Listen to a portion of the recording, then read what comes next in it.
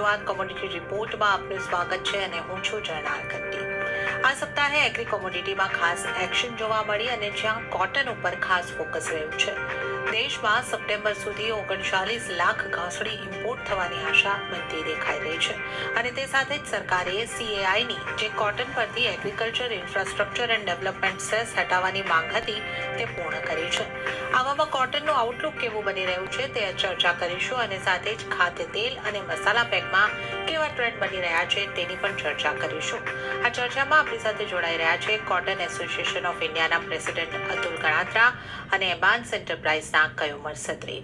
આ બંનેનું સ્વાગત છે CNBC બજારની આ ખાસ રજૂઆતમાં. અને અતુલ સર, પહેલા શરૂઆત આપના સાથેથી કરીએ કે જે CIની માંગણી અહીંયા આગળથી હતી કે કોટન ઉપર જે સેસ અને સાથે જે duty infrastructure and development cess હટાવવાની માંગ હતી એ અહીંયા આગળથી સરકારે માની લીધી છે અને આ ડ્યુટીને હાલ તો અહીંયા આગળથી નાબૂદ કરવામાં આવી છે. તો અભિનંદન આપને. અને આ માંગણી કરવાનું ખાસ રીઝન્સ કયા રહ્યા હતા અને હવે કેટલો ફરક આને કારણે આપણને આવતો જોવા મળશે? Good morning જર્નાબેન.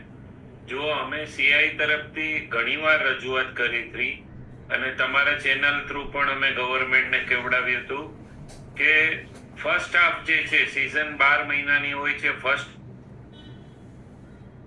ફર્સ્ટ ઓક્ટોબર થી 31 માર્ચ સુધી 6 મહિનામાં ખેડૂતો 90% કપાસ વેચી નાખે છે. તો ત્યારે ડ્યુટી રાખો અને 1 એપ્રિલ થી 30 સપ્ટેમ્બર ડ્યુટી કાઢી નાખો તો ખેડૂતોને નુકસાન ન થાય અને મિલોને જો ઇન્ટરનેશનલ ગ્લોબલ પ્રાઇસ સસ્તા હોય તો ઇમ્પોર્ટ કરીને મિલો ચલાવી શકે સારી રીતે. કારણ કે આપણા જે દેશમાં રૂના ભાવ છે એ CCI માલ 1 કરોડ ગાંસડી લઈને સ્ટોક કરી નાખે છે 6, 7, 8 મહિનાથી. એને લીધે આપણે ત્યાં ભાવ 10 થી 15% હંમેશા ઊંચા રહે છે. તો મિલોને પડતર થતી નથી. એટલે અમે ડિમાન્ડ કરી હતી. તો અમે ગવર્મેન્ટને થેન્ક યુ વેરી મચ કહીએ છીએ કે અમારી માંગણી સંતોષી.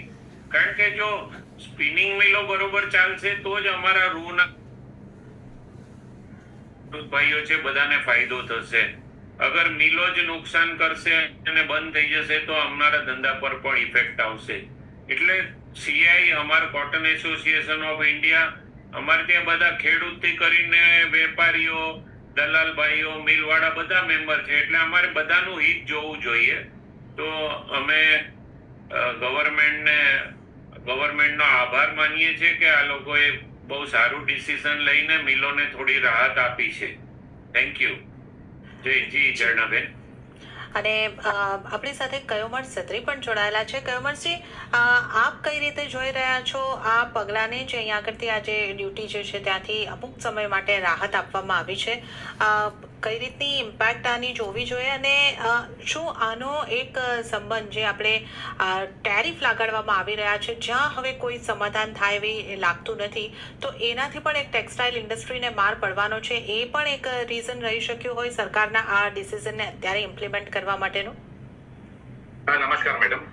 સૌથી પહેલા તો મેડમ હું અતુલભાઈ સાથે સહેમત છું કે આ પગલો જે ગવર્મેન્ટે લીધો છે એ ખૂબ જ સારો અને કોટનના ટ્રેડના હિત અને એના સારા ફાયદા માટે લેવામાં આવ્યો છે. એના કારણથી આપણે જોયું છે કે સ્પોટ માર્કેટમાં થોડા પ્રાઇઝીસ પણ રિકવર થયા છે. અને જે તમે કીધું એ પ્રમાણે મારું પર્સનલ માનવું છે કે જે ગવર્મેન્ટે 30 સપ્ટેમ્બર સુધી આ ઇમ્પોર્ટ ડ્યુટીથી રિલીફ આપી છે એના ચાન્સીસ છે કે કદાચ એકાદ મહિનો ઓર એક્સટેન્ડ પણ થઈ શકે છે. અને એ ડેફિનેટલી આ ટ્રમ્પ-લેડ જે ટેરિફ વોર છે એને બેકડ્રોપમાં રાખતા જ આ એક્સટેન્શન આવી શકે છે કે જેનાથી ડોમેસ્ટિક માર્કેટને આના લીધે કોઈ માર નહીં પડે. અને સેકન્ડલી એક ફાયદો ઇન્ડિયન માર્કેટ માટે એ છે કે ડ્યુટી ઘટાડ્યા પછી પણ ઇમ્પોર્ટેડ કોટનના કમ્પેરિઝનમાં ડોમેસ્ટિક પ્રાઇસીસ હજી પણ નીચે જ છે. અને એ આવનારી સિઝન માટે અને સોઈંગ માટે પણ એક સારો ફાયદેમંદ રહેશે. એના કારણે મારું પર્સનલ માનવું છે કે આ એક ટ્રેડના હિત માટે છે અને અગર જો એક્સટેન્શન આવી જાય તો એ સોના પર સુહાગાનું કામ કરશે. ઓકે. અતુલજી, આપની પાસેથી પણ અહીંયા આગળથી એ જાણવું હતું કે જે ટેરિફ હવે અહીંયા આગળથી લાગવાના છે જેની આપણે પૂરેપૂરી શક્યતા હવે જોઈ રહ્યા છે, કારણ કે જે ટોક્સ થવાના હતા એ હવે પોસ્ટપોન થઈ ગયા છે, તો કોટન ઇન્ડસ્ટ્રી પર એની કેવી અસર રહેશે અને આ અંગે આપનો કઈ રીતનો મંતવ્ય બની રહ્યો છે? જી જુઓ, અમે છે ને બેવ ચીજ અલગ. નંબર 1, આ ઇમ્પોર્ટ ડ્યુટી ગવર્મેન્ટે છે ને મિલોને થોડું સહાનુભૂતિ કે લોસ કરી રહી છે એની માટે ડ્યુટી કાઢી છે. અને જેવી રીતે હમણાં સાહેબે કીધું એવી રીતે અમને આશા છે કે આ ડ્યુટી જે માલ બિલ ઓફ લેન્ડિંગ કહીએ એ બિલ ઓફ લેન્ડિંગ અગર ફોરેનની કોઈ બી કન્ટ્રીથી માલ 30 સપ્ટેમ્બર પહેલા ત્યાંથી ડિસ્પેચ થઈ જશે અને એની બીએલ જો 30 સપ્ટેમ્બર સુધીની હશે તો અહીંયા ભલે માલ ઓક્ટોબરમાં આવે કે નવેમ્બરમાં આવે એની પર ડ્યુટી ન લાગે. એ એક્સટેન્શન ગઈકાલે દિલ્હીના અમારા સીઆઈની દિલ્હીમાં ઓફિસ છે ત્યાંથી એમ સમાચાર આવ્યા કે આ લગભગ થઈ જશે, કારણ કે સાઉથની ઘણી મિલોવાળા એસોસિએશન બધા ત્યાં જઈને બેઠા છે અને એ લોકોની ડિમાન્ડ હતી કે નવેમ્બર સુધી આ એક્સટેન્શન મળવું જોઈએ.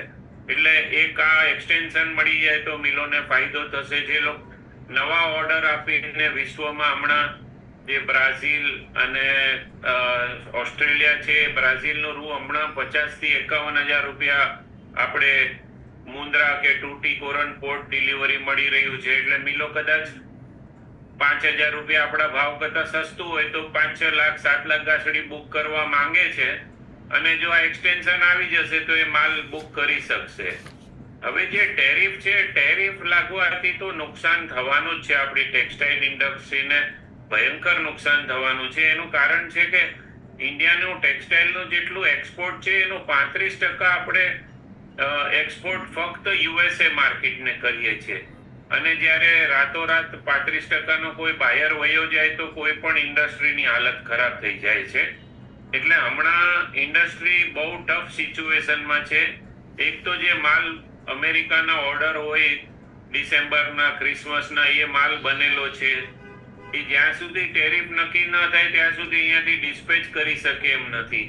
બીજો નવો માલ બનાવવાનું પેન્ડિંગ કરી નાખ્યું છે. એને લીધે ગાર્મેન્ટ વાળાઓએ યાન લેવાનું બંધ કરી દીધું છે. તો યાન લેવાનું બંધ કરવાથી સ્પિનિંગ ઇન્ડસ્ટ્રીમાં યાનનો ભરાવો થઈ રહ્યો છે.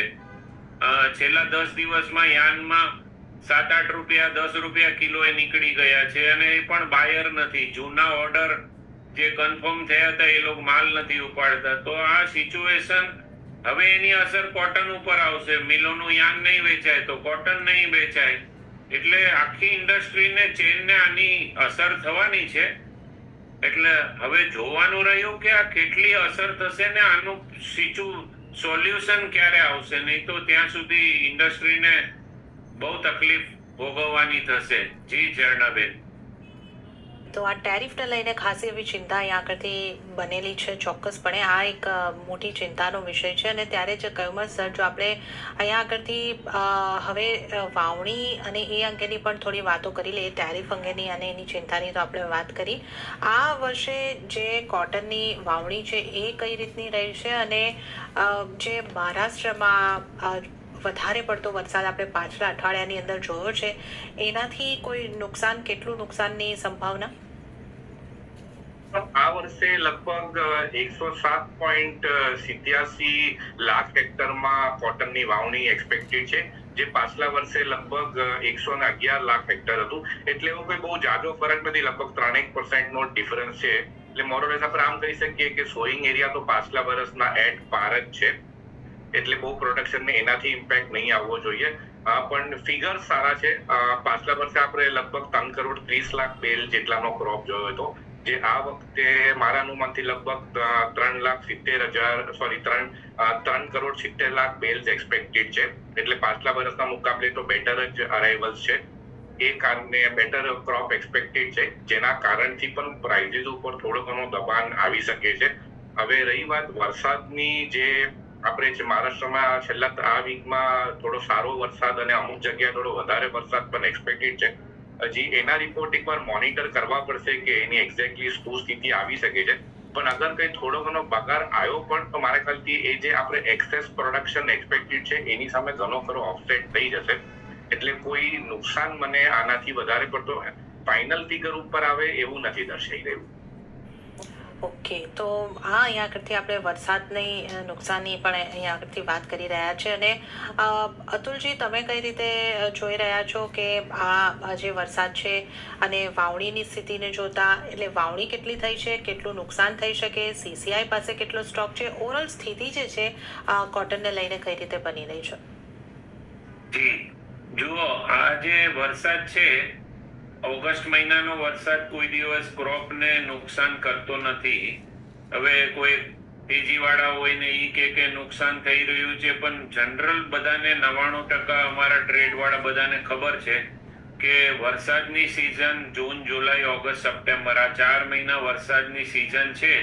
ત્યારે વરસાદ પડવાથી કોઈ કોટનને નુકસાન નથી થતું. 2 વર્ષ પહેલા મોરબીમાં એક જ દિવસમાં 25 ઇંચ વરસાદ પડી ગયો હતો. ત્યારે બધાએ કીધું બહુ નુકસાન થઈ ગયું, અડધો ક્રોપ વયો ગયો. પણ એ વર્ષે ગુજરાતે 106 લાખ ગાંસડીનો ક્રોપ આપ્યો, એટલે હાઈએસ્ટ હતો. એટલે કોઈ વરસાદથી બહુ નુકસાન થાય એવું છે નહીં.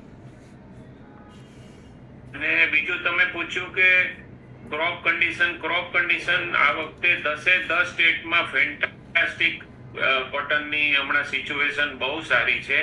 એનું કારણ છે કે આ વર્ષે જૂનનું ફર્સ્ટ અને સેકન્ડ વીકમાં વરસાદ આવી ગયું હતું, જે બહુ ટાઈમસર છે. અને ઘણા વર્ષો પછી આપણે જોયું કે 15 દિવસ વહેલો વરસાદ પડ્યો. વહેલો વરસાદ પડવાથી સોઈંગ ટાઈમ પર થઈ ગઈ અને આજની તારીખમાં ક્રોપ કન્ડિશન બહુ સારી છે. જો બહુ વરસાદ ન પડ્યો અને કન્ડિશન સારી રહી તો 15 સપ્ટેમ્બરથી એવું લાગે છે કે દેશમાં 10, 15, 20 હજાર ગાંસડીની આવક ચાલુ થઈ જશે. અને આ વખતે એમ ધારીએ છીએ કે ઓક્ટોબર મહિનામાં 30-35 લાખ ગાંસડીની આવક નવા ક્રોપની થઈ જશે. બીજું તમે પૂછ્યું એવી રીતે સીસીઆઈ પાસે અત્યારે 50 લાખ ગાંસડીનો સ્ટોક છે ગોડાઉનમાં અંદાજે. એમાં 28 લાખ ગાંસડી અનસોલ્ડ છે અને લગભગ 20-22 લાખ ગાંસડી ઉપડવાની બાકી છે, જે પહેલા વેચેલી છે. હવે એમાંથી રોજ 50,000 ગાંસડી ઉપડતી હશે એવો અમારો અંદાજ છે.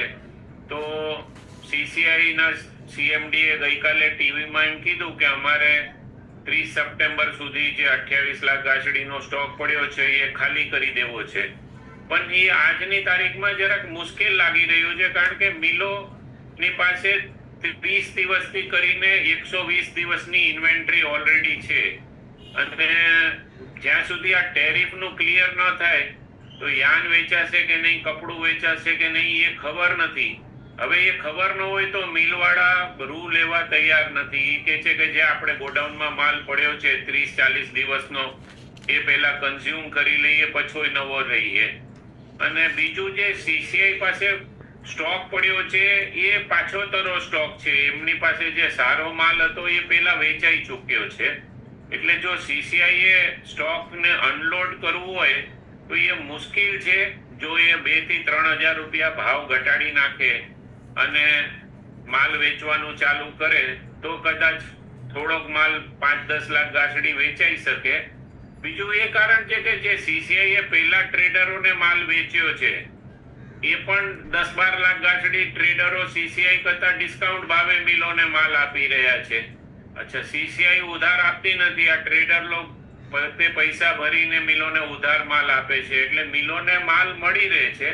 એટલે મિલો હમણાં સીસીઆઈ તરફ જાય, ક્વોલિટીનું રિસ્ક લે એવું હમણાં લાગતું નથી. જી ઝરણાબેન. જી, તો આ આપણે અહીંયા આગળથી જોઈ રહ્યા છે કે સીસીઆઈ પણ અહીંયા આગળથી એનો માલ વેચવા માટે વિચારી રહી છે. ઉત્પાદન એક સારું થવાની આશા છે. ઇમ્પોર્ટ અહીંયા આગળથી વધતો દેખાઈ રહ્યો છે. તો કયોમર સર, જે રીતે આપણે જોઈ રહ્યા છે ડિમાન્ડ ઓછી થઈ રહી છે, ટેક્સટાઇલના એક્સપોર્ટની સંભાવનાઓ અહીંયા આગળથી ઘટી રહી છે અને સપ્લાય આપણને દેખાઈ રહી છે સારી. તો પ્રાઇસ આઉટલુક નબળું થશે? કઈ રીતનું પ્રાઇસ આઉટલુક આપને લાગી રહ્યું છે? મેડમ, પ્રાઇસ આઉટલુક થોડું હાલમાં નબળું થતું દેખાઈ રહ્યું છે. લગભગ 56,000 આસપાસનો એક કેન્ડીનો ભાવ ચાલતો હતો, જે ગઈકાલે લગભગ 1,000 થી 1,100 રૂપિયા નીચે આવ્યો છે, કારણ કે એક્સપોર્ટના ઇમ્પોર્ટ ડ્યુટી ઘટાડવાના કારણે.